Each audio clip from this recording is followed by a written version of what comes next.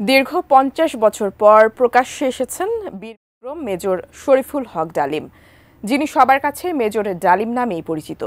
রোববার রাতে প্রবাসী সাংবাদিকের লাইভ টক শোতে হাজির হন তিনি। এ সময় স্বাধীনতা পূর্ববর্তী ও পরবর্তী ৫০ বছরের অনেক প্রশ্নের উত্তর দিয়েছেন তিনি, যা এখন সামাজিক মাধ্যমে বেশ আলোচিত বিষয়। তবে মেজর ডালিমের এই উপস্থিতি ও তার দেওয়া বিভিন্ন তথ্য নিয়ে সংশয় প্রকাশ করেছেন অনেকে। বিষয়টি নিয়ে এবার যে প্রতিক্রিয়া দেখালেন অন্তর্বর্তী সরকারের স্বরাষ্ট্র উপদেষ্টা, সেই খবরই জানাচ্ছেন সহকর্মী SI রাজ। মুজিবের মৃত্যুর খবর জানার পর আর বাকশালের পতনের খবর জানার পর লাখো লাখো লোক সবাই আনন্দ মিছিল বের করলো। শরীফুল হক ডালিম, যিনি মেজর ডালিম নামেই অধিক পরিচিত, দায়িত্ব পালন করেছেন বাংলাদেশ সেনাবাহিনীর একজন সামরিক কর্মকর্তা হিসেবে। ১৯৭৫ সালের ১৫ আগস্ট তৎকালীন রাষ্ট্রপতি শেখ মুজিবুর রহমানকে সপরিবারে হত্যার সঙ্গে তিনি জড়িত ছিলেন, যেটি শেখ মুজিব নিহত হওয়ার পর মেজর ডালিম নিজেই বাংলাদেশ বেতারে ঘোষণা দেন। মেজর ডালিম বলছি, এখন হতে সারা দেশে সামরিক আইন জারি করা হলো। ১৯৭৫ পরবর্তী গণপ্রজাতন্ত্রী সরকার তাকে বিদেশে বাংলাদেশি দূতাবাস পদে নিয়োগ দেয়। পরে আওয়ামী লীগের শাসনকালে শেখ মুজিব হত্যা মামলায় মেজর ডালিমকে মৃত্যুদণ্ডাদেশ দেওয়া হয়, কিন্তু তার আগে থেকেই আত্মগোপনে চলে যান তিনি। এরপর দীর্ঘ ৫০ বছর লুকিয়ে থেকে অবশেষে প্রকাশ্যে এলেন তিনি। ৫ জানুয়ারি রাতে প্রবাসী সাংবাদিক ইলিয়াস হোসেনের লাইভ টকশোতে মেজর ডালিম হাজির হন।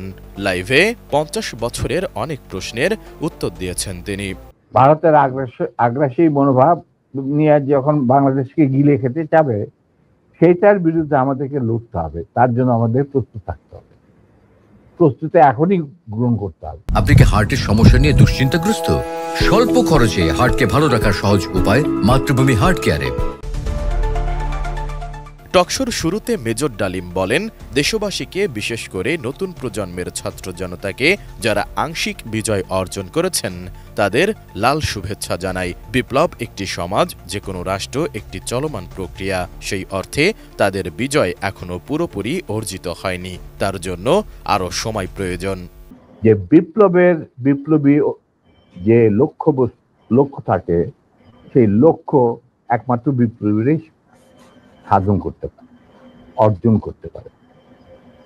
সেই জন্য তোমাদেরকে এখনই ঘুমিয়ে পড়ার সময় ঘুমিয়ে পড়লে চলবে না। এ সময় ২৪-এর গণ অভ্যুত্থানের নেপথ্যের নায়ক ছাত্র জনতাকে পরামর্শ দিয়ে তিনি বলেন, সম্প্রসারণবাদী হিন্দুত্ববাদী ভারত, যার কবজায় আমরা প্রায় চলে গিয়েছি, সেই অবস্থান থেকে সেই ৭১-এর মতো আরেকটা স্বাধীনতা অর্জন করতে হবে। তা না হলে বিপ্লব ব্যর্থতায় পর্যবসিত হবে। এছাড়া অন্য প্রশ্নে মেজর ডালিম আরও বলেন, মুজিব মারা যায়নি, একটি সেনা অভ্যুত্থানে নিহত হয়েছেন। বাকশাল বিদায়ের পর কোটি কোটি মানুষ তখন রাস্তায় নেমে এসে শুকরিয়া আদায় করেছে। মুজিবের মৃত্যুর খবর জানার পর আর বাকশালের পতনের খবর জানার পর লাখো লাখো লোক দেশের রাস্তা ঘাট, গঞ্জ, শহর, বন্দর, নগর, গ্রাম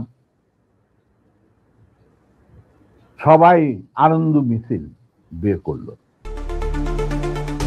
এদিকে মেজর ডালিম ইস্যুতে যখন তোলপাড় সামাজিক যোগাযোগ মাধ্যম, তখন এক সাংবাদিক সোমবার স্বরাষ্ট্র উপদেষ্টাকে মেজর ডালিমের লাইভ সম্পর্কে প্রশ্ন করলে তিনি উত্তর দেননি। এদিন সকালে রাজধানীর আগারগাঁওয়ের পাসপোর্ট অধিদপ্তর পরিদর্শন শেষে এ প্রশ্নের মুখোমুখি হন স্বরাষ্ট্র উপদেষ্টা অবসরপ্রাপ্ত লেফটেন্যান্ট জেনারেল মোহাম্মদ জাহাঙ্গীর আলম চৌধুরী। ওই সাংবাদিক মেজর ডালিমকে বঙ্গবন্ধুর আত্মস্বীকৃত খুনি বলে সম্বোধন করে তার জীবিত থাকার ব্যাপারে স্বরাষ্ট্র উপদেষ্টার প্রতিক্রিয়া জানতে চেয়েছিলেন। তবে স্বরাষ্ট্র উপদেষ্টা এ ব্যাপারে কিছু বলতে রাজি হননি। SI রাজ, ATN নিউজ, ঢাকা।